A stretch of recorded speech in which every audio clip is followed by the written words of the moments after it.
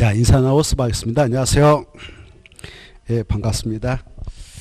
자, 오늘은 처음부터 다시 순환식으로 진행을 하겠습니다. 그래서 오늘 목차를 좀 보고 그 다음에 진도를 나가도록 하겠는데요.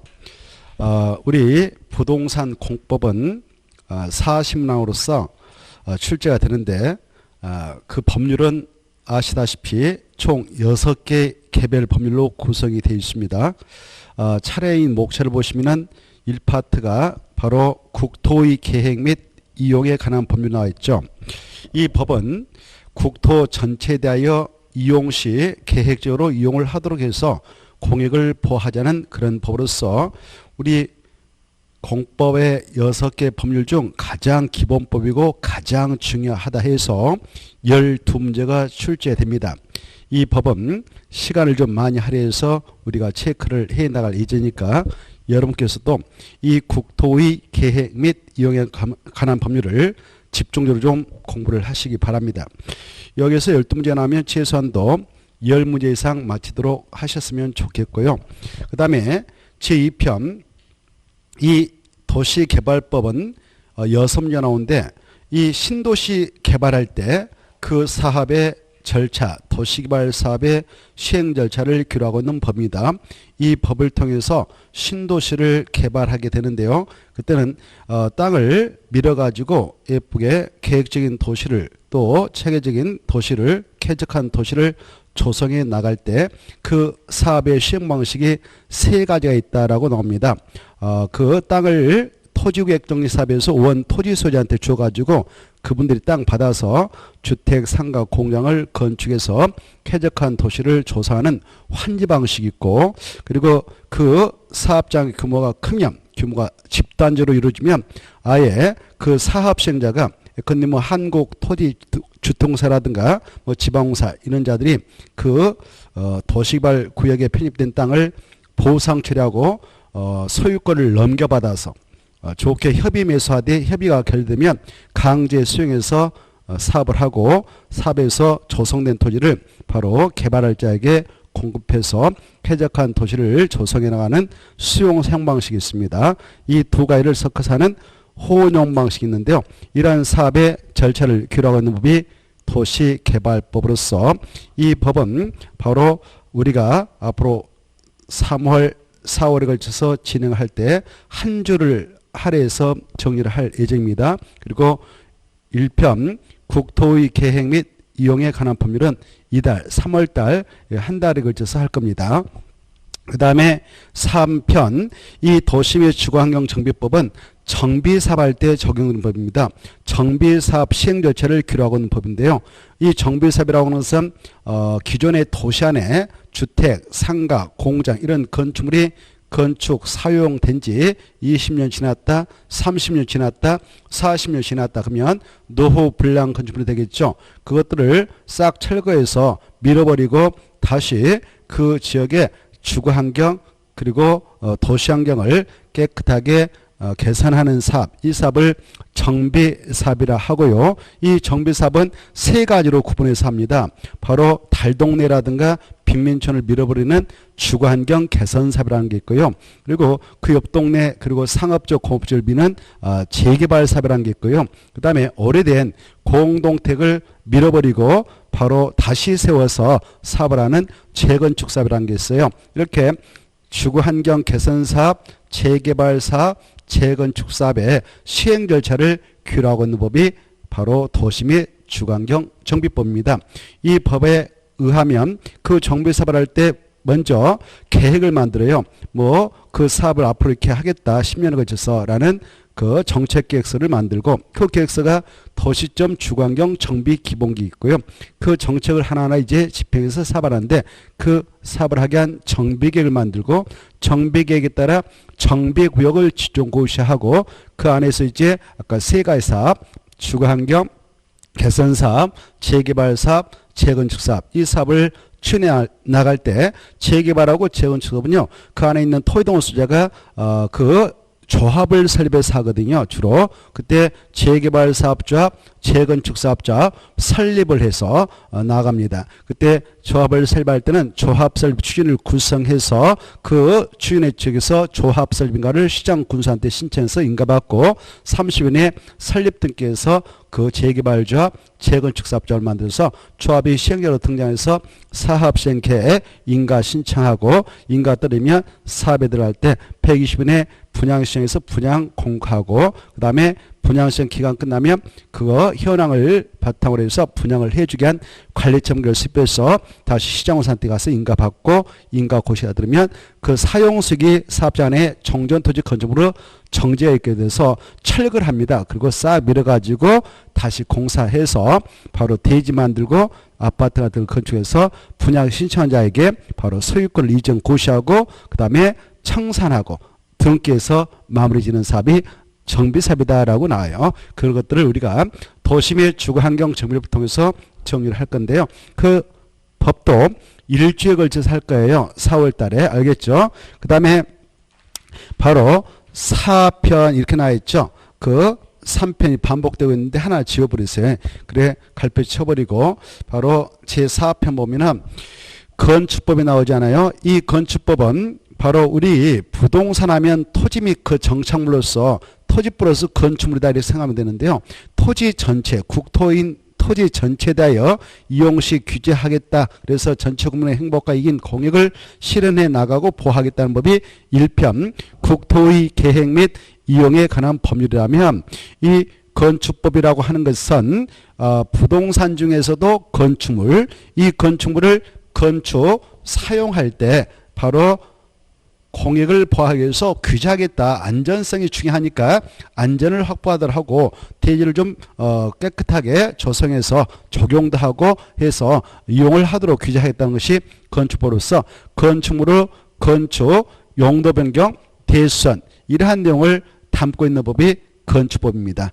이러한 건축법에 의한 건축물의 건축 절차가 어떻게 이루어지는가? 뭐 건축주로서 건축 허가 받을 건 신청해서 허가 받고 신고 대상은 신고하고 공사를 하게 되는데요. 허가 받았다면 2년에 공장만 3년 그래 기간 내에 공사를 착수하도록 되어 있고요. 신고 대상은 신고 마쳤다면 1년에 공사를 하도록 됩니다. 그 기간 내에 들어가 되면 착공신고를 하는데요. 착공신고하고 바로 공사에서 공사 끝나면 사용승인을 신청해서 허가권자한테 사용승인 받고 사용을 하도록 규제하는 법이 건축법입니다. 그리고 그렇게 사용했던 건축물의 용도를 변경하게 될 때 때로는 변경 허가를 받아야 되는 경우가 있고 때로는 변경 신고하고 때로는 허가도 신고도 없이 변경할 수 있는 그런 내용을 규율하고 있는 것이 건축법입니다. 그리고 이러한 건축물은 용도에 따라서 29가지로 규정을 해놓고 있습니다. 이런 것들 뭐 단독택이 4개 있다. 공동택이 뭐 4개 있다. 아파트 연립 다세대 기숙사 이런 것들이 있다. 그리고 단독택도 단독택 다중주택 다가구택 그다음 뭐 공간 이런 것들이 있다. 이런 건축물의 용도 또 뭐 제1종 근린생활설 제2종 근린생활설 문화및 집회설 등등 이러한 건축물의 용도를 규율하고 있는 것이 건축법입니다. 29가지 용도를 규정을 해놓고 있고요. 그러한 건축물을 또 대순할 때는 때로는 허가받게 되고 때로는 신고를 합니다라는 게 나와요. 그리고 이 건축물을 건축할 때는 바로 안전성 확보를 위해서 대지 조성을 함에 있어서는 대지는 이렇게 조성을 해야 합니다라는 대지의 그런 기준도 나오고요. 그리고 안전성 확보를 위해서 내진 설계를 해라라는 내용도 나옵니다. 그리고 바로 이 건축물 건축해서 이용하려면 진입로가 있어야 되겠죠. 그래서 진입로인 도로는 이런 도로라고 최소한도 2m 이상 잡아야 된다 이런 것들이 나옵니다. 이걸 우리가 건축법을 통해서 공부를 할 것이고요. 그 다음에 이 건축법상 바로 건축물이 29가지 용도로 분류되어 있는데 그런 29가지 용도의 건축물 중 특히 주택권에 한해서만 딱 떼어가지고 그 대규모로 건설 공급에서 국민의 주관정을 도모하도록 하자 해서 특별히 만들어서 시행하고 있는 법이 바로 5편 주택법이다 그러는 거죠. 이 주택법은 바로 단독택 공동택으로 이 주택을 두 가지로 구분해서 규정을 하고 있고요. 그 주택을 우리 국민에게 특히 주택 없는 우리 국민에게 공급해서 바로 주거안정을 도모하도록 하는데 초점을 맞춰서 운영을 하고 있는 법이기 때문에 바로 이 주택은 6가지로 규정을 하고 있어요. 단독택은 단독택, 다중택, 다가구가 있다라고 하고 있고요. 공간은 아니다 이렇게 빼버립니다. 공간은 공직자에게 주는 그런 임시 그 주거용 단독택이거든요. 그래서 바로 우리 국민에게 공발주택이 아니니까 공간은 빠지고요. 그 다음에 공동택도요. 건축법 시행령에서는 4가지가 있습니다만은 아파트, 연립주택, 다주택, 그 다음에 기숙사가 있는데요. 이 기숙사는 주택법으로 보면 주택이 아니라 준주택이라고 분류해서 등장시킵니다. 기숙사는 학교 내 학생, 공장 내 종업을 수용해서 잠을 자도록 하는 건물에 불과합니다. 건축물에. 그래서 우리 국민에게 공급할 수 있는 게 아니니까 바로 그것은 주택법상 주택에서 빠져요. 그래서 공동택은 3가지가 있습니다라고 나옵니다. 아파트, 연립택, 다세대가 있다. 이러한 단독택을 30% 이상으로 특히 한옥은 50% 이상, 공동택은 30세대 이상, 일정한 경우는 50세 이상 이 주택을 건설함에 있어서 땅을 민데 이걸 대지 조성사업을 합니다. 그런 대지 조성사업을 1만 정도 이상으로 하게 될 때 특별히 적용을 하겠다는 법이 주택법으로서 그런 대규모 주택건설사업과 대지 조성사업을 하려는 자를 사업주체다 하는 겁니다. 그런 주택건설사업주하고 대지 조성사업주는 사업계획서 작성해서 바로 사업계획서를 주택법에 따라 받도록 하고 있습니다. 사업계획서를 받으면 건축법상 건축허가를 받은 걸로 간주해서 별도로 건축허가를 받지 않거든요. 그래서 사업계획 승인 받고 나서 늦어도 5년의 사업에 들어가라고 합니다. 원칙은 그래요. 5년 이내 사업에 들어가도록 하고 그 다음에 공사 착수 신고하고 들어가서 공사 끝났다 그러면 사용검사를 신청해서 사용검사를 받아라 이렇게 나옵니다. 사용검사 받고 사용을 하지 않겠습니까? 그때 이제 우리 국민들한테 그 사업을 했던 주택건설 사업체가 공급을 할 건데요. 공급을 할 때 바로 돈 많은 적에 막 수십 채 수백 주 줘서는 안 된다.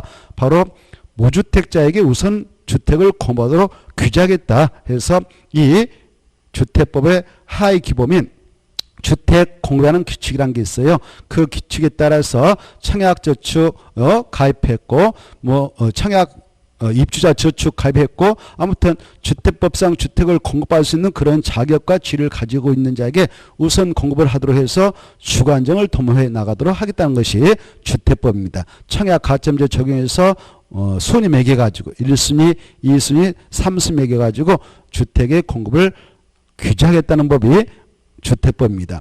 이러한 주택법도 바로 상당히 좀 중요합니다. 그래서 건축법하고 주택법은 그 건축물에 대하여 규율하고 있는 법으로서요.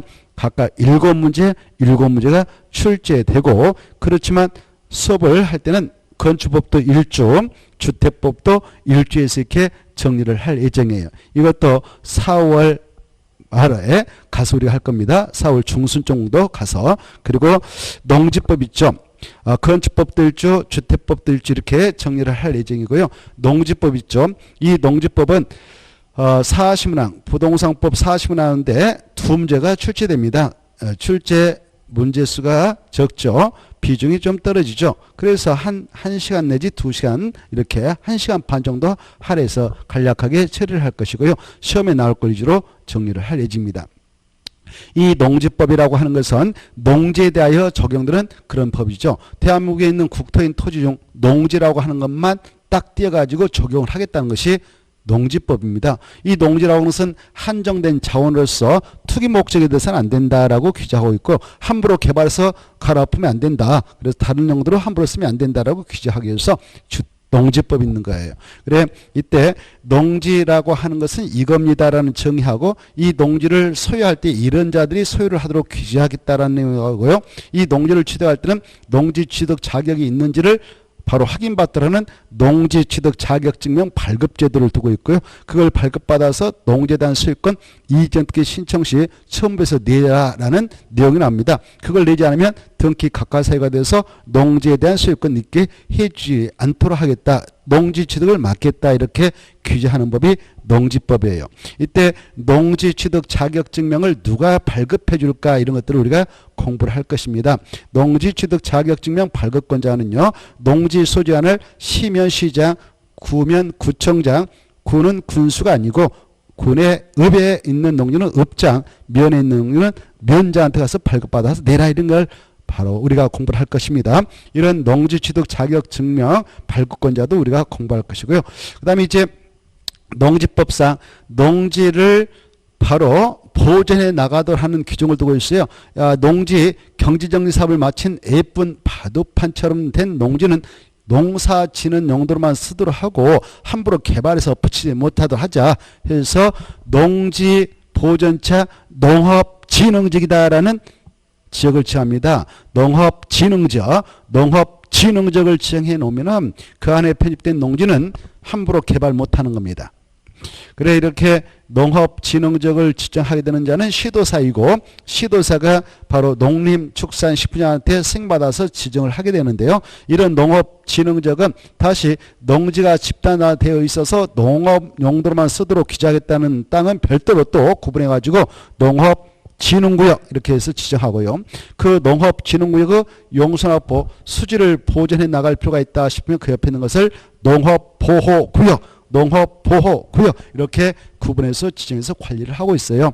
이런 농업진흥지역은 바로 녹지에 있는 농지, 관리적, 농림자연 보존적 농지에 따라 칭하지 주거적, 상업적, 공업적에 있는 농지에 따른 칭하가 아니고요. 특히 서울특별시의 녹지역은 지정을 또 하지 않습니다. 이런 것들 우리가 공부를 할 거예요. 그리고 농지법상 이 농지의 소유자가 있지 않습니까? 또 농지의 그 합법적으로 임차받았던 자가 정당한 이유 없이 농사를 짓지 않고 방치하게 됐다. 그러면 국가 경제적 손실이 크지 않겠습니까? 그래서 관할 시장구수 구청장이 적법 절차를 걸쳐서 바로 다른 사람을 대신 농사 짓게끔 보낼 수가 있어요. 법적으로 이걸 대리 경작자를 합니다.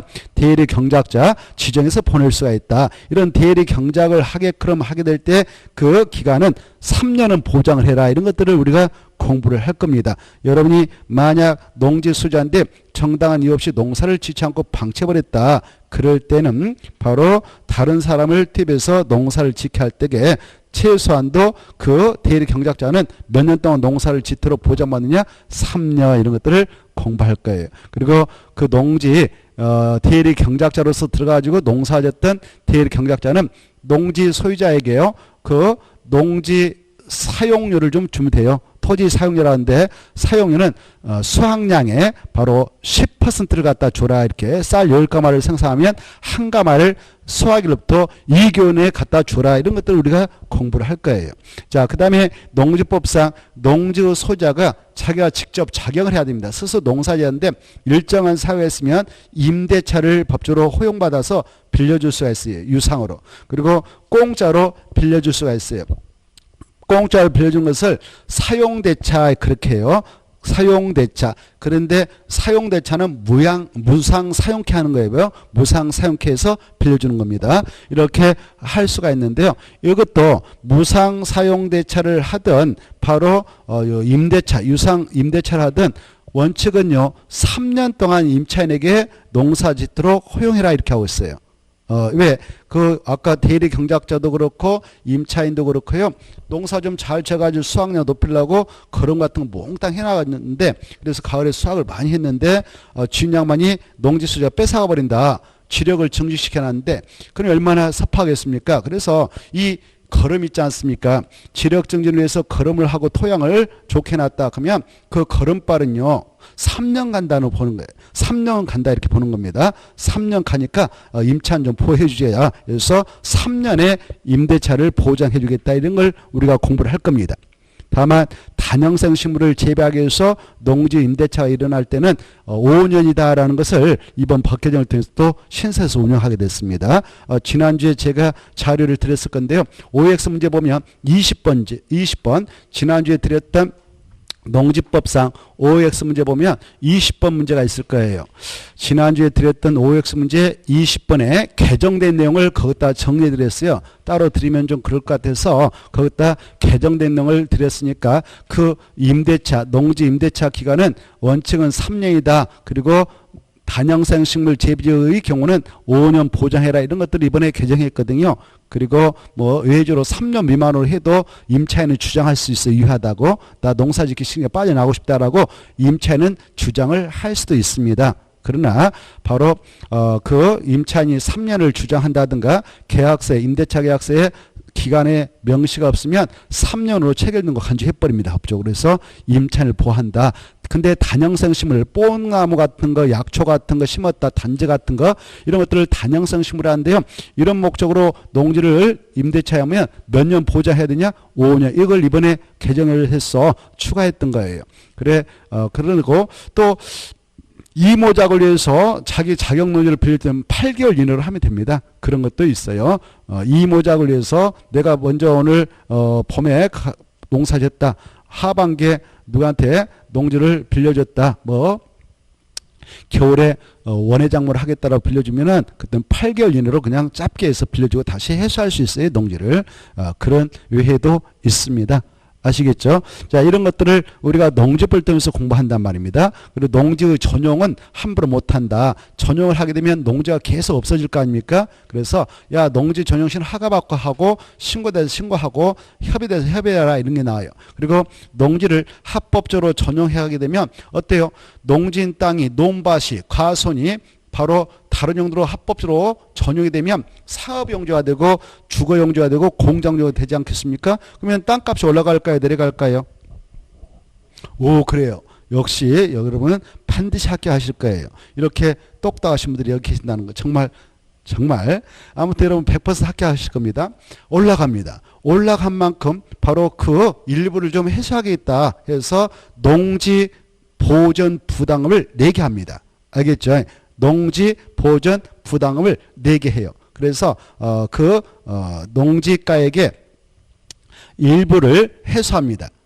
그래 농지가액에 바로 그 개별 공시가의 30%를 내게 하는 거예요. 30%. 얼마를 내게 한다고요? 30%. 예컨대 1제곱미터당 1제곱미터 뜻이 이거거든요. 이렇게 봐보세요.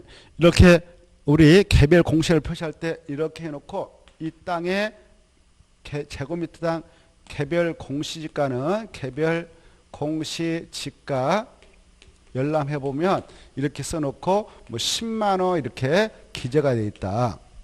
10만 원 맞죠? 이렇게 맞죠? 이렇게 되어 있다면 이건 앞에 1이 숨어 있는 거예요. 알겠죠? 그러면 1제곱미터가 되죠. 1제곱미터 뜻은 알겠죠? 이거 농지가 있다 이렇게 생겼다. 그러면 이게 1m다. 이거 1m다. 그러면 이것은 1제곱미터가 되잖아요. 이 땅값이 바로 10만 원이다 이런 말이거든. 한 평이 아니라 바로 1제곱미터. 그래 1제곱미터당 개별 공시가 써졌다면 이걸 합법적으로 농지인데 전용을 하게 된다. 그러면 전용하면 이제 농지가 아니고 뭐 상업용으로 바뀔 수도 있고 주택용으로 바뀔 수도 있지 않겠습니까? 바뀌면 농지 가격에 있던 것보다 바로 올라가겠죠.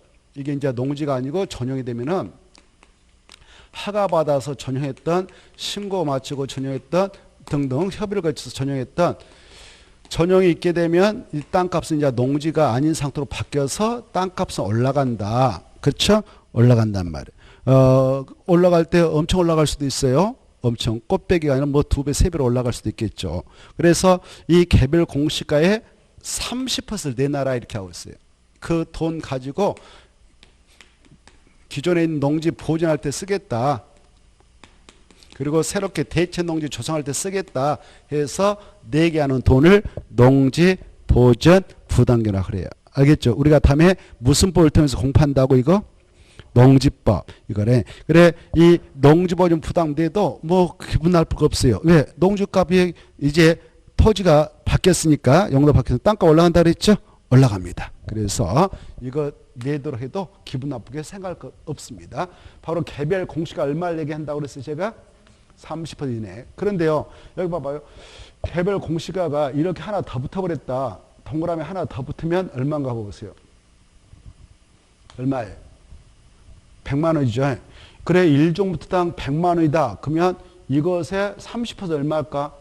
30만 원이죠. 이것만 전용하려고 하는데 30만 내놔라. 좀 그렇잖아. 이거 기분 더럽게 나쁜 거 이건. 그래서 우리 법에서는 야 너무 부담스러우니까 최고 한도는 이 개별 공시가의 30%를 내도록 하는 것을 원칙으로 하되 그 30%가 5만 원을 추가하면 5만 원이 최고 한도다라고 외를 두고 있습니다. 이해됐죠? 최고 한도는 얼마다고? 5만 원 이렇게 알아주시면 좋겠습니다. 알아주시면 좋겠다. 그리고 여러분이 이제 우리는 그 법을 시험 범위에서 빼가지고 공부를 하지 않는데 산지 있잖아요. 산지도 전용하게 될 때요. 산지전 허가 받습니다. 신고대는 신고합니다. 협의대상 협의하거든요. 이때 전용하면 이제 산지가 아닌 뭐 바뀌지 않겠습니까? 주택용으로 바뀔 수도 있고 등등. 그때도 바로 산지갈법상 돈을 내게 해요. 그 돈 이름이 우리 시험에 들어가지 않지만 여러분이 중개업을 하려면 알아두면 좋겠어요. 대체살림 조성비. 다른 산 조성할 때 쓰겠다. 그 돈 갖고 대체살림 조성비라 하거든. 이 돈을 또 내게 합니다. 알겠죠? 낸 만큼 또 땅값은 올라가게 돼 있어요. 대체살림 조성비. 자, 이런 것들 돼요. 농지를 전용하면 뭘 내고요? 농지 보전 부담금 이렇게. 이건 이제 우리가 시험 공부에서 알아야 할 내용이에요. 농지 보전 부담금은 농지법이 나오니까 알아야 됩니다. 자, 여기 이런 내용을 우리가 앞으로 계속 할 거예요. 4월 말까지 다시 한 바퀴 또 시험 볼 때까지 계속 반복해서 할 겁니다. 여러분은 뭐 걱정 안 해도 돼요. 공법만은 걱정하지 마세요. 공법만은 걱정하지 마시고 편안한 마음을 가지고 그냥 재미있게 수업만 열심히 들으시면 가볍게 공법만 합격에 나가도록 할 겁니다. 자, 그럼 오늘은 제1파트 국토의 계획 및 이용에 관한 법률부터 이제 본격적으로 하겠습니다. 11페이지 국토의 계획 및 이용에 관한 법률 이렇게 나와 있고 12페이지 바로 총시 나와 있죠. 자, 이 파트부터 보도록 하겠습니다. 자, 이미 알고 계시다시피 우리는 이제 법 공부를 하니까 기초적이지만 이미 또 했지만 법 체계를 좀 알고 임합시다. 대한민국 모든 법규모의 최고 상위법이 뭐냐? 헌법이죠. 헌법 밑에 법률이 있죠. 법률 밑에 명령이 있습니다. 명령 밑에 자치법규로서 두 가지가 있습니다. 바로 조례하고 규칙이 있어요.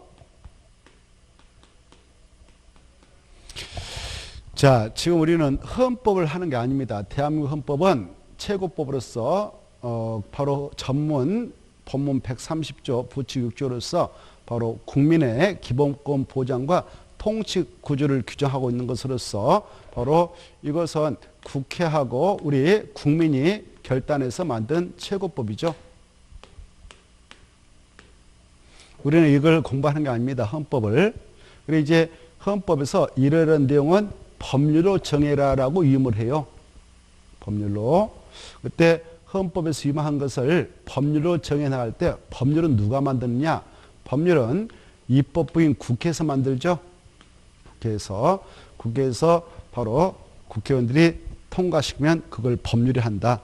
그때 법률에는 이름을 그냥 국토의 계획 및 이에 관한 법률 이렇게 법률을 쓰기도 하고 아니면 그냥 건축법, 농지법 이렇게 법을 쓰고 끝내는 경우도 있습니다. 그것이 법률이다 이렇게 이해를 하셔야 돼요. 그래 이렇게 국토의 계획 및 이에 관한 법률 이렇게 국토의 계획 및 이에 관한 법률 이렇게 쓰기도 하고 그냥 건축법 이렇게 율자 빼고 법만 써도 법률이다 이렇게 이것은 어디에서 통과한 거다고요? 국회에서 이렇게 이해하십시오. 그리고 우리는 법률 부동산 공법을 공부하고 있는데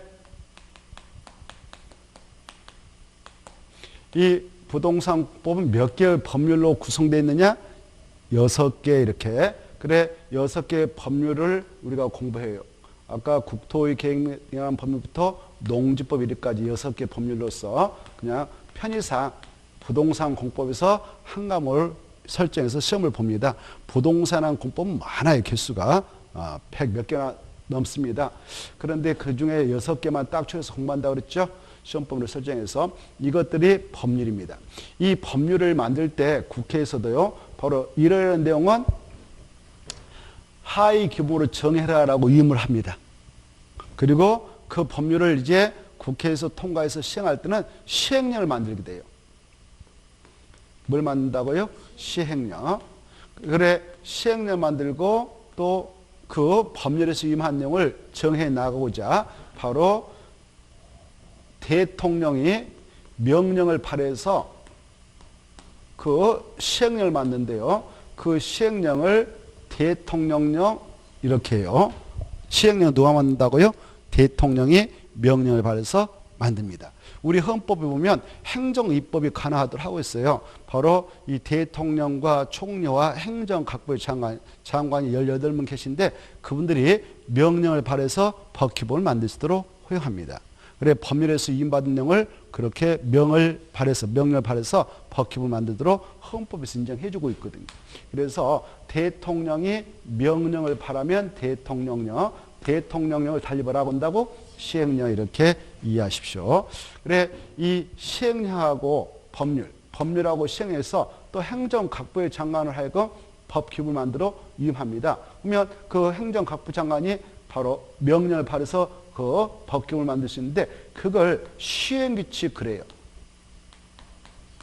총리령은 몰라도 되고요. 바로 행정각부 장관. 예컨대 이 법률을 시행령에서 이러이러한 내용은 국토교통부령으로 정한다라고 이렇게 하면 그게 바로 국토교통부 장관이 명령을 발해서 만든 기범이거든. 장관 빼고 그냥 국토교통부령 이렇게 하는 거예요. 이 부령을 시행규칙을 한다. 이 정도는 알고 계셔야 돼요. 알겠죠? 부령을 뭐라 한다고요? 시행규칙. 그래서 우리의 시험은요. 이렇게 6개 법률에서 정하고 있는 내용하고 그리고 시행령에서 6개의 시행령에서 정하고 있는 내용하고 그리고 6개 시행규칙에서 정하고 있는 내용에서만 출제가 돼요. 그래서 우리의 시험은 이렇게 봐보세요. 6개의 법률하고 6개의 명령에서 정하고 있는 것만 나오니까 법령에서만 나온다 이렇게 하는 거예요. 법령에서만 나온다. 어디서만 나온다고요? 법령에서. 그래 국토의 계획법령, 건축법령, 농지법령 이렇게 6개의 법령에서만 출제가 되는데 일반적으로 이 법률에서 정하고 있는 내용이 거의 70% 나와요. 그리고 여기에 한 28% 나오고 시행령에서 정하고 거. 그 다음에 시행규칙에서 정하는 것은 크게 나오질 않습니다. 이렇게. 그리고 우리는 주로 이 법률에서 정하고 있는 것하고 그 다음에 시행령에서 정하고 있는 내용을 위주로 해서 기본서가 정리가 되어 있어요. 알겠죠? 그리고 이 시행규칙은요. 바로 주로 이런 게 규정되어 있거든요. 서식이 주로 규정되어 있어요. 서식. 뭐 예컨대 건축허가 신청서는 이렇게 생겼다. 그리고 농지 취득 자격증명 발급 신청서는 이렇게 생겼다. 조합설 민가 신청서는 이런 것이다. 이렇게 서식은 주로 어디에 있다고요? 시행 규칙이 있어요. 그래 여러분 이제 실무적으로 나갔을 때 건축허가 신청서 어떻게 생겼지? 농지 취득 자격증명 발급 신청서 어떻게 생겼지? 관공서 가면 있지만은 민원실 가면 있지만은 그냥 사무실에서 보고 싶다 그러면 법제처 들어가지고 법제처 들어가서 이렇게 자기가 원했던 그 법률하고 그리고 시행규칙을 클릭해서 시행규칙 보면 서식이 쫙 있단 말이에요. 알겠죠? 일상에서 쓰고 있는 막 서식들 있잖아요. 다 여기 있는 것을 그 복사해서 쓰고 있는 거예요. 서식에 어디에 다 있다고요? 시행규칙이 있다. 각각 법마다. 알겠죠? 자, 그 다음에 이 법률과 시행령에서 일정한 내용은 각각 지자체에서 만든 조례로 정해서 시행하도록 위임합니다. 그래 이 조례라고 하는 것은 이 시도의회라든가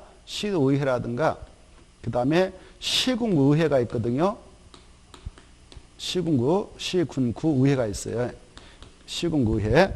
자, 이걸 지방의회랍니다. 지방의회. 뭐라고 한다고요? 지방의회. 이 지방의회, 지자체 내에 있는 지방의회에서 만든 법규문을 조례하죠. 조례. 그래 이 조례 내용은 바로 상위 기범에서 위임받은 내용만 상위 기범에 위배되지 않는 범위에서만 정해서 시행할 수가 있거든. 이 조례의 내용은 그 지자체 내에서만 효력을 미칩니다. 예컨대 이 조례가 서울특별시에서 서울특별시 의회에서 만들었다. 서울특별시 의회에서 만든 조례의 내용이다. 그러면 그 조례 내용은 어디에서만 효력이 있는가? 서울특별시 안에서만 효력이 있지 그 지역을 벗어나 아무런 효력이 없는 거예요. 알죠? 그 정도는 이해를 하셔야 되겠다. 그래 이 조례는 각각 지자체마다 다 있기 때문에 전국에 있는 수험생이 그거 다 볼 필요는 없어요. 그렇죠? 볼 수도 없고 그거 날새입니다. 날새. 평생에도 다 몰라요. 아무튼 그래서 이건 시험에서 나오질 않아요. 다만 실무적으로는 조례의 내용도 확인해서 중개의뢰한테 확인 설명해 줄 의무는 있습니다. 여러분이 중개를 해주고자 하는 부동산인 토지라든가 아니면 건축물이 있는데 그게 서울특별시에 있다 그러면 서울특별시의 그 부동산에 대해서는 이렇게 법령에서 어떻게 규정하고 있는가 뿐만 아니라 조례에서는 또 어떻게 규정하고 있는가 여기까지를 확인해서 의뢰인한테 설명해 줄 의무가 있는 거예요. 그걸 확인 설명 의무를 합니다. 확인 설명 의무 이런 것들 그리고 부동산에 대한 현재의 상태 같은 것들 이런 것들을 바로 확인해서 설명해 줄 의무가 있어요. 자, 공법상 이렇게 이런 거 보고 공법상 그 거래를 중개해 주고자 하는 부동산에 대하여 어떠한 이용 제한이 가해지고 있는가 어떠한 거래 제한이 가지고 있는가 이런 것들을 확인해서 설명해 줄 의무가 있는 거예요. 그 의무를 이행해 준 대가로서 돈 받아도 된다. 이게 바로 보수의 중개 보수. 알겠죠? 중개 보수를 받아야 된다. 그냥 받아온 거 아닙니다. 다 그만큼 이런 의무를 이행해 주고 있기 때문에 법에서 받도록 허용을 하고 있습니다. 자, 그 다음에 이제 바로 이 규칙이라는 것은 각각 지자체장들이 만드는 행정 그 공무원들이 지켜야 할 규범이에요. 그래서 이것은 크게 우리가 신경을 안 써도 됩니다. 그리고 여기 이런 것들 다 어디 가면 있는가 알고 싶을 때는 어디로 들어가면 나올 수 있다? 알 수 있다? 법제처 이 정도는 알고 계시면 좋겠어요. 법제처에 가면 각각 지자체에서 시행하고 있는 조례까지 다 알 수 있어요. 조례는 이 코너를 클릭해요. 법제처라서 자체법규 코너를 클릭하면 바로 자기가 원하는 지자체의 조례를 파악할 수가 있다 하겠습니다. 자, 이런 것들은 이제 기본적으로 좀 알고 임하시기 바랍니다. 그 다음에 자 우리가 이제 이 부동산 공법이라고 하는 것은요 바로 공법은 헌법도 있고 형법도 있고 행정법도 있고 소송법도 있는데 그런 공법 중에서도 우리가 공부하는 이 법은 행정법적 성격을 띠고 있는 거예요. 왜 부동산인 토지와 건축물에 대하여 바로 행정청에서 바로 규제를 가해서 공약을 보호하고 실현해 나가도록 하겠다는 법이 이 부동산에 관한 공법이거든요. 그래서 행정 조직을 좀 알 필요가 있다라고 할 수 있어요. 행정 조직. 이 행정부가 있고 그 다음에 입법부가 있고 그 다음에 사법부가 있잖아요. 사법부는 법원, 입법부는 국회, 의회 이렇게 생각하면 되겠고 행정부는 대통령을 수반하는 그런 조직들이죠. 이게 바로 집행부가 되겠어요. 법을 집행하는 집행부가 행정부가 되죠. 그럴 때 행정부를 보면 행정부 수반, 머리에 행정부 수반은 헌법에 대통령이다 이렇게 돼 있거든. 그리고 대통령이 대장이고 대통령은 막강한 권한을 가지고 있습니다. 권한을 가지고 있다. 권한을 가지고 있지 권력을 가지고 있는 건 아니에요. 권한을 가지고 있다. 이렇게 권력은 진짜 권력자는 국민이다라고 헌법에 나옵니다. 모든 권력은 국민으로부터 나온다 이렇게 되어 있기 때문에 국민이 권력자지 이런 공무원들은 국민을 위한 봉사자다라고 되어 있습니다. 헌법에. 권력자란 말 하나도 안 나와요.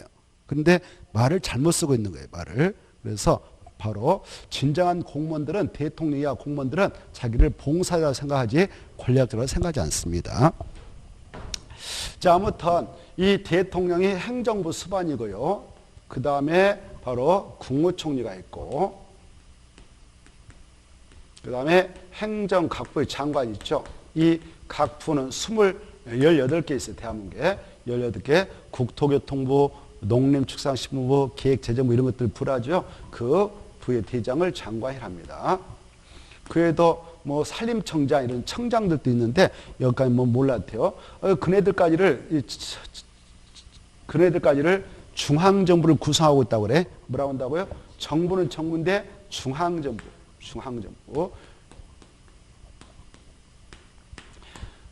그 다음에 이제 이 우리 장관 중에서도요. 장관 중에서도 우리 공법에 가장 많이 나온 장관은 우리가 국토인 토지에 대해서 공부하니까 바로 국토를 관리하고 있고 국토를 그 담당하고 있는 부서가 있어. 그게 국토교통부예요. 그래서 장관 중에서도 어떤 장관이 엄청 많이 나오냐? 이 장관이 가장 많이 나와요. 국토교통부 장관. 그래서 이분이 바로 가장 많이 나오니까 가장 먼저 우리가 알아야 할 장관이고요. 그 외에도 이 농지하고 그 다음에 임지, 산하고 축산 이걸 농림 이렇게 뭐라고 한다고요? 농림, 축산. 여기서 생산한 식품. 이걸 관장하고 있는 부가 있는데 이걸 농림, 축산, 식품부라고 그 대장을 농림, 축산, 식품장관이라 참 어렵죠. 저도 이 장관 이름 만들 때 물어봤어요. 어떻게 해서 이 이름을 만들었냐 그랬더니 이렇게 설명해. 농업과, 임업과, 축산업과, 식품을 관장한 부니까 이렇게 만들었습니다. 이렇게. 아, 그렇구나. 정말 어렵죠. 이렇게. 이 분도 계시고요. 그 다음에 해양을 책임지는 부가 있어요. 해양 수산부. 그래, 이분도 우리 공법에 몇 번 나오셔요. 그 다음에 이 국방을 책임지는 국방부 장관도 나오셔요. 국방부 장관. 누구 나온다고요? 국방부 장관. 그 다음에 이 재정을 책임지고 있는 기획재정부 장관도 나오십니다. 그 다음에 환경을 책임지는 환경부 장관 나오셔요. 환경부 장관. 뭐 교육부 장관. 이 친구는 법에 나온 적이 없지만 그렇습니다. 이렇게. 또 이 지방자치단체, 시도, 시군구를 지방자치단체라 하거든요. 이 지방자치단체를 관리하고 있는 부가 있어요. 과거에는 그걸 행정자치부로 했는데 용어를 행정안전부로 바꿨습니다. 그래서 행정안전부도 나오고 장관 나와요. 그래, 장관이 18명 계신데 명식으로 우리가 공법을 공부하다 보니 나온 장관 이 정도예요, 이 정도. 그래, 이 장관들은 익숙해 해놓고 우리가 접근할 필요가 있습니다. 그 다음에 이 국토를 들여다보면 이 국토가 이제 어때요? 17개 시도인 광역자치단체로 편제가 돼 있어요. 그래, 이 국토 내에는 17개 시도로 편제가 돼 있어요. 이걸 지방자치단체라고 그러죠. 그 지방자치단체 중에서도 넓은 지역의 자치권을 인정했기 때문에 광역자치단체라 합니다. 광역자치단체라고 그 광역자치단체를 다시 구체적으로 생각해 보면 특별시가 있고 그 다음에 광역시가 있고 그 다음에 특별자치시가 있고 그 다음에 특별자치도가 있고 그 다음에 도가 있습니다. 이때 이 특별시 하면 앞으로 우리가 공법을 공부해 나갈 때 특별시 안 하면 어디다라고 생각하셔야 되냐? 서울이다. 지역의 이름인 고유명사는 다 생략되어 있습니다. 그래서 서울이다라고 이해를 하셔야 돼요. 특별시는 그래서 서울은 하나밖에 없으니까 한 개지 이렇게. 그리고 그 대장 있지 않습니까? 그 대장을 장해서 특별시장 이렇게. 한 명밖에 없겠죠? 특별시장도. 지금 누가 해먹고 있습니까? 박원순이가 해먹고 있습니다. 박원순이를 박원순이라 해야 되지 다른 말로 쓰면 안 돼요. 원자 들어갔다 해서 원 뭐 이렇게 부르면 상당히 난감합니다. 자, 그 다음에 여기 광역시장 있지 않습니까? 광역시장. 자, 이 광역시는 대한민국에 몇 개 있을까요? 6개 있습니다. 지역의 이름을 생각해 볼까요? 이제 금방 이 서울특별시는 이렇게 위치합니다. 여기 있었고 그 다음에 이제 광역시가 6개 있다 했는데 여기 인천광역시가 있고요. 그 다음에 여기 대전광역시가 있고요. 그 다음에 여기 저기 울산광역시, 부산광역시, 대구광역시가 있고 강주광역시가 있다. 이렇게 6개가 떠올라야 돼요. 공법을 공부할 때. 그죠? 자, 그래 6개가 있다. 지역의 이름이 생각나야 돼요. 이 특별시는 인구가 지금 몇 명 살고 있는 그런 서울이냐? 바로 과거에는 1000만이 살고 있었는데 바로 많이 요즘에 애들 안 나잖아요. 그래서 인구가 많이 급감했습니다. 또 없는 서민들은 집값이 비싸서 짐 싸가지고 나갔습니다. 경기도로. 경기도 하면 좀 싼 데가 많거든요. 그래서 거기 나가가지고 지금 970만에 왔다 갔다 해요. 보니까 통계 자료 보니까. 아무튼 그런 도시예요. 서울은. 그 다음에 이제 광역시는 인구 바로 1000만 명 미만이죠. 그리고 여기 100만 명 이상이 살고 있는 도시야 돼요.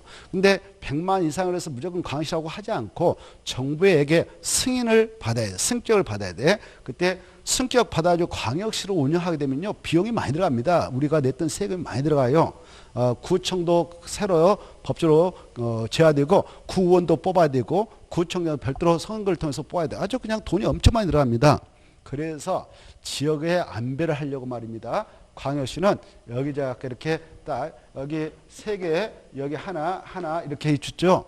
그래 여기 창원시를 광역에서 승격해달라고 하는데 안 해줬어요. 바로 박근혜 정권 시절에 그 창원시 시장이 누가 했냐면은 안상수였는데 그분이 나도 바로 홍준표가 경남도사였거든요. 경남도사 나도 놓고 싶다. 내 친구인데 나를 핫발라 버린다 해서 광역시장으로 좀 승격. 왜 광역시장이 돼버리면 창원시장이 경남도사하고 급이 같거든요. 그래서 급이 같게 하려고 광역시로 승격해달라고 하는데 돈 만들어야 안 된다. 나라 예산. 그래서 승격 안 해줬어요. 이 창원시가 마산시, 진해시 그 다음에 창원시 개 합병해서 100만 명이 넘습니다. 그러나 광역시는 아니다. 이렇게 하세요. 그래 100만 명 이상이면 정부부터 승격을 받아야 된다. 이렇게 생각하시고 이 광역시는 지금 대한민국 몇 개 있다고요? 6개. 수원시도 100만 명이 넘었습니다. 근데 광역시로 승격이 안 됐어요. 수원시가 이렇게 또 하나 경기도 소속인데 광역시가 있으면 돈이 많이 들어가거든 국가 예산이. 그래서 광역시로 승격을 해주지 않고 있습니다. 자, 그 다음에 이 광역시 내하고 서울특별시지 않습니까? 여기는 이제 자치구를 둘 수 있는 거 법적으로. 기초자치단체인 뭘 둘 수 있다고요? 이렇게 쪼개가지고 바로 기초자치단체로서 시군구란 말 있잖아요. 이때 구를 둘 수 있는 거예요. 뭘 둘 수 있다고요? 구를 둘 수 있는데 이걸 자치구라 하죠. 자치구. 그리고 그 대장을 자치구청장을 합니다. 여기도 광역시도 이렇게 자치구를 둘 수 있고 그 대장인 자치구청장을 선출해서 일을 시키죠. 그리고 이 광역시에는 아직도 농어촌 냄새가 강한 지역은 그냥 군이라는 행정을 그대로 유지합니다. 군. 뭘 준다고요? 군. 인천광역시 옹중읍 광화군 바닷가에 있습니다. 또 부산광역시 기장군도 바닷가에 있고 산속에 있거든요. 또 달성군 대구광역시 울산광역시 울주군 아직도 농어촌 냄새가 강한 걸로 그렇게 인정이 됩니다. 그래서 아직도 군이라는 행정을 쓰고요. 이것도 기초자치단체에 여기 해당하는 거예요. 알겠죠? 그래서 광역시대에는 기초자치단체인 자치구만 있는 게 아니라 무엇도 있다고요? 군도 있을 수가 있다. 이렇게 새겨두세요. 이 군이라는 것은 팔도대에도 있어요. 팔도대에 시골 냄새가 나는 군점 많죠. 그렇죠? 이렇게. 그래 경기도 연천군, 가평군 아직도 농어촌 냄새가 강한데 농촌 냄새가 뭐 여기 지방에 되면 많죠. 그래 아무튼 이 도산에 이렇게 기초자치단체 군이 많습니다. 그 농어촌 특성이 강한 지역들. 그 다음에 이 팔도대에는 기초자치단체인 구가 있는 게 아니라 시하고 군이 있어요. 알겠죠? 뭐가 있다고? 시군. 시군이 있다. 시군이 있다. 시군. 이렇게. 그래서 이 군이라고 하는 행정구역인 기초자치단체는 팔도대에도 있고 광역시대에도 있다. 이렇게 이해를 해 두십시오. 됐죠? 그 다음에 이제 이 팔도라고 하는 거 아까 도 하면 대한민국 몇 도가 있다고요? 8도가 있다. 8도라고 하는 것은 아시다시피 여기 경기도, 그 다음에 강원도, 충청남북도, 그 다음에 경상남북도, 알죠? 그 다음에 전라남북도, 이걸 의미하는 거예요. 전라남북도. 그래, 이 8도 그것도 생각해 두세요.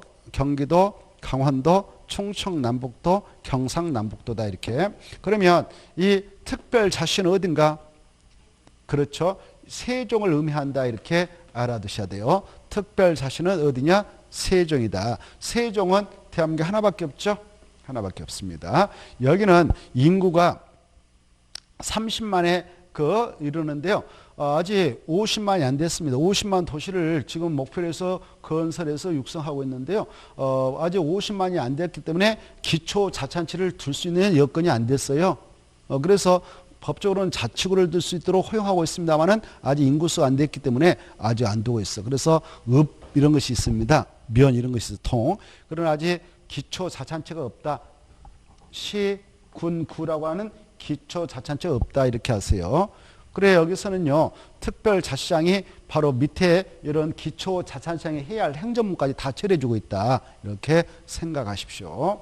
그 다음에 그러나 이 세종특별자치는 인구수는 얼마 되지만 급이 같아요. 광역자치단체로 인정합니다. 예, 중앙정부의 그 종합청사가 절반이 이전되어 있어서 중요한 도시여서 정부 관할을 하고자 광역자치단체로 지금 운영이 되고 있다. 이렇게 하시고. 그 다음에 이제 여기는 특별자치도인데 특별자치도 어딜까요? 제주도다. 이렇게 이해하십시오. 제주도를 제주특별자치도. 이건 대한민국에 몇 개 있습니까? 한 개 있죠. 여기. 그래 제주특별자치도가 있습니다. 아까 세종시가 여기 있어요. 여기 이렇게 있죠. 세종특별자치.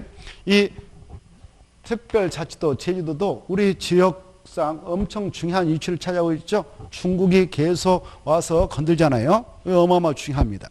그래서 바로 정부 관할로 해서 여기 또 광역자치단체로서 운영이 되고 있다. 이렇게 하십시오. 근데 여기도 기초자치단체인 시, 군, 구는 없다. 이렇게 하셔. 알겠죠? 그러나 행정 편의적으로 여기에 바로 이렇게 제주시하고 서귀포시가 있거든요. 제주시하고 서귀포시로 나눠져 있는데요. 이것은 행정 편의로 두고 있는 행정시라 하는 겁니다. 뭐라 한다고요? 행정시. 대한민국의 행정시는 딱 대한민국 두 개밖에 없어요. 제주시하고 서귀포시밖에 없다. 이 시장, 행정시장은요, 제주특별자치도사인 원희룡이가 지금 해먹고 있는데 그분이 자기 친구라든가 똑똑한 애들을 임명해서 보냈던 것이지 그 시민들의 선거를 통해서 뽑은 건 아닙니다. 자책으로. 그래서 참고하시고, 이 세종하고 그리고 제주특별자치도는 기초자치단체가 없다. 이렇게 알아두시기 바랍니다. 여기도 세종특별자치도 구조가 똑같아.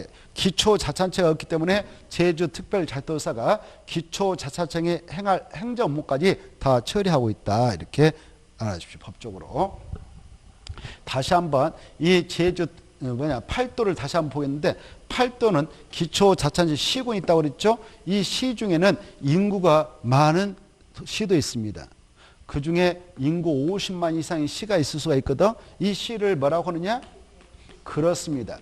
팔도 내에만 대도시가 있다. 이걸 아셔야 돼. 공법에서 대도시가 나면 그것은 어디 소속인가? 팔도 소속이다. 이것부터 딱 각인시켜야 돼요. 팔도 소속. 팔도 내에 시가 있는데 그 시 중 인구 몇만 명? 50만 명 이상인 도시를 대도시라 한다. 그리고 대도시에는 여기 보세요. 대도시는 대한민국에 저기 전라남도는 없어요. 전라북도는 하나 있어요. 전주시 65만. 그 다음에 충청남도 올라와 보면 천안시가 65만 하나 있어요. 충청북도 하나 있어요. 청주시 85만 됐네요. 그게 청주시는. 또 경상남도에도 있어요. 경상남도 창원시 아까 그런 것이 대표적이에요. 알겠죠? 그리고 또 저기 경기도는 많습니다. 경기도는 수원시, 용인시, 성남시, 고양시 엄청 많아.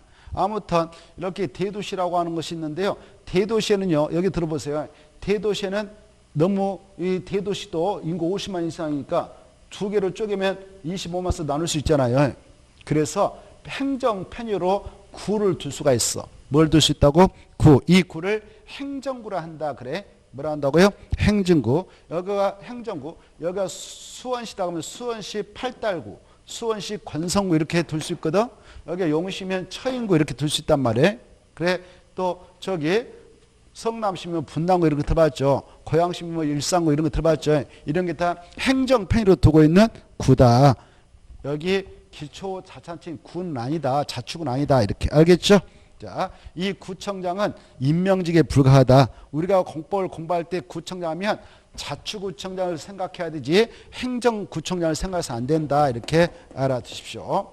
행정구청장. 그리고 앞으로 공법을 공부할 때 그냥 시장만 나왔다 그러면 대도시장과 대도시 안시장을 다 의미한다. 팔도되어 있는 시장들을 말한다. 이렇게 알아두십시오. 자, 그 다음에 이 광역자치단체를 책임지는 장을 광역자치단체장이라 하는데 광역자치단체장을 약조로 바로 시도사를 합니다. 뭐라 한다고요? 시도의사. 그래, 특별시장, 광역시장, 특별자치장, 특별자도의사, 도의사를 약조로 시도사 한다. 이렇게 생각하시고 기초자치단체장이 시장, 군수, 아까 자치구청장 있는데 이 자치구의 구청장, 이네들은 이렇게 그냥 시장, 군수, 자치구청장 이렇게 합니다. 이때 이네들을 견제하고 그 지역에서 시행하게 될 조례를 만드는 조직이 의회. 그 의회를 시도의회, 시군구 의회를 하죠. 알겠죠? 이걸 바로 지방의회를 합니다. 뭘 한다고요? 지방의회를 한다. 이렇게 이해해 주십시오. 그리고 이걸 지방정부라고 그래. 뭐라고 한다고? 지방정부.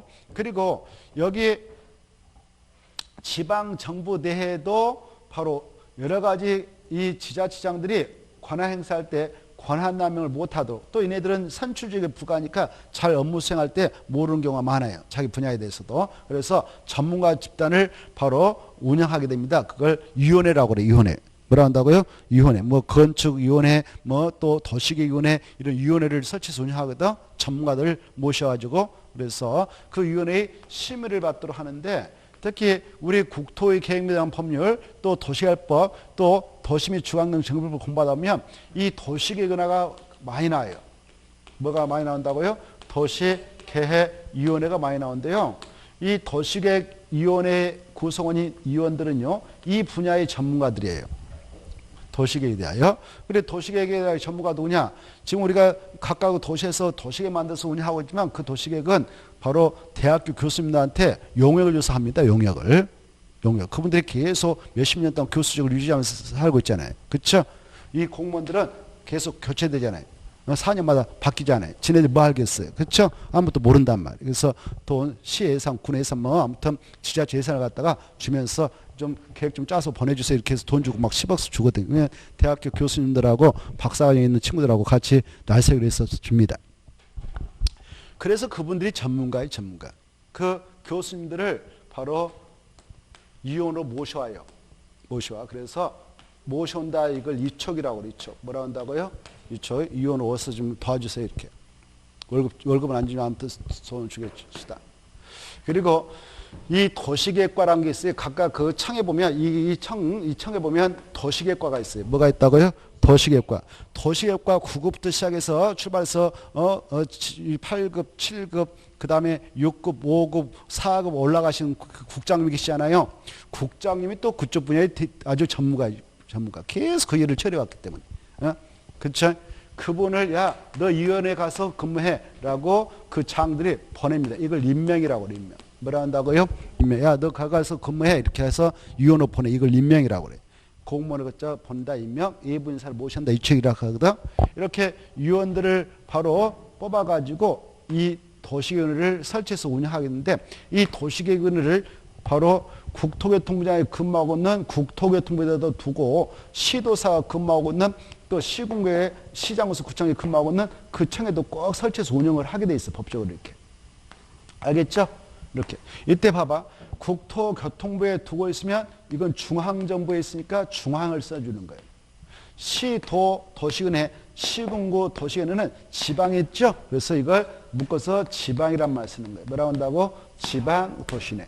국토교통부에 있으면 뭐라고 한다고? 중앙 도시네. 이렇게 이해를 하시기 바랍니다. 아시겠죠? 자, 그래, 국토교통부장이 어떤 권한 행사를 해야 하는데 도시간의 심의를 거쳐야 된다. 그러면 중앙도시내 심의를 거치겠어? 지방도시간의 심의를 거치겠어? 중앙. 그 다음에 시도사 뭔일 하는데 이 도시간의 심의가 딱 있다 그러면 중앙을 붙이겠어? 지방을 쓰겠어? 지방. 이렇게. 이것만 좀 잘 생각해 두시고요. 그 다음에 자, 이 시도, 시군구 여기에는 바로 나름대로 위원회가 있는데 이 위원회들 쓸 때에 이렇게 쓰기도 해. 시군구 도시계획 일말 쓰기도 하고 그냥 그만 쓰고 지방도시 내 이렇게 쓰기도 한다 이렇게 하셔요. 알겠죠? 또 시도 도시 내 이 말 쓰기도 하고 그냥 시도란 말 빼고 뭐 쓰기도 한다?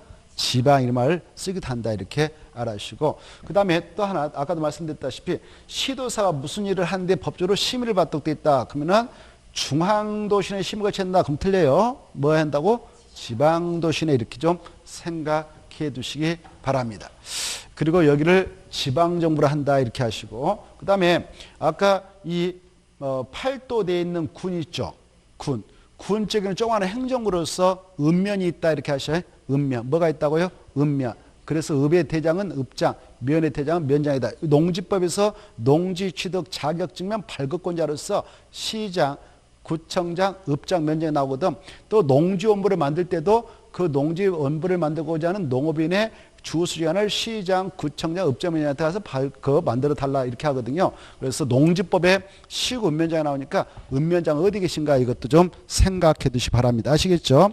여기까지 하고 이제 본론 이제 들어가도록 하겠습니다. 하나만 더 말씀드리고 이제 본격적으로 진도 들어가겠는데 이 국토교통부 장관이요. 자기가 법에 근거하여 여러 가지 권한을 행사하는데 그 권한을 행사하고자 하는 그 내용 속에 다른 부서의 내용과 관련이 있다. 그럴 때는 그쪽 장하고도 협의를 하게 돼 있어. 그쪽 장하고 협의한다. 아까 뭐 여러 부서의 장관들이 있지 않겠습니까? 교육부 장관도 있고 예컨대 뭐 환경부 장관도 있을 거 아닙니까? 그런 분들 묶어서 관계 중앙행정기관의 장과 협의한다 그래. 뭐라 한다고요? 관계 중앙행정기관장하고 기관장하고 뭐 협의를 해라 이렇게 표현해요. 알겠죠? 중앙행정기관장과 협의를 거쳐라 이렇게. 그리고 여기 시도사도 마찬가지예요. 예컨대 여기 뭐 도지사가 경기도사가 법에 근거해 여러 가지 권한을 행사하려고 그래. 근데 그 권한을 행사하려고 하는 내용 중에 교육과 관련된 내용이 들어있어. 그러면 그 경기도 교육감 계시거든. 교육감은 미리 협의해야 돼요. 또 어떤 환경 문제에 대해서 협의를 해야겠다 그러면 지방 환경관에서 장들이 있어. 그런 장하고 협의를 해. 이걸 묶어서 이렇게 표현해. 관계 행정기관장하고 협의해라 이렇게. 뭐라고 한다고요? 관계 행정기관과 협의해라 이렇게 이런 용어를 쓰니까 아 이렇구나라고 이해하면서 들어가면 됩니다. 자 이건 이제 기초적인 내용이었고 이걸 알아야 이제 본론으로 들어가도 아 그렇구나 하면서 따라올 수 있습니다. 알겠죠? 이제 본론으로 들어가겠습니다. 잠시 쉬었다가 12회부터 들어가도록 하죠.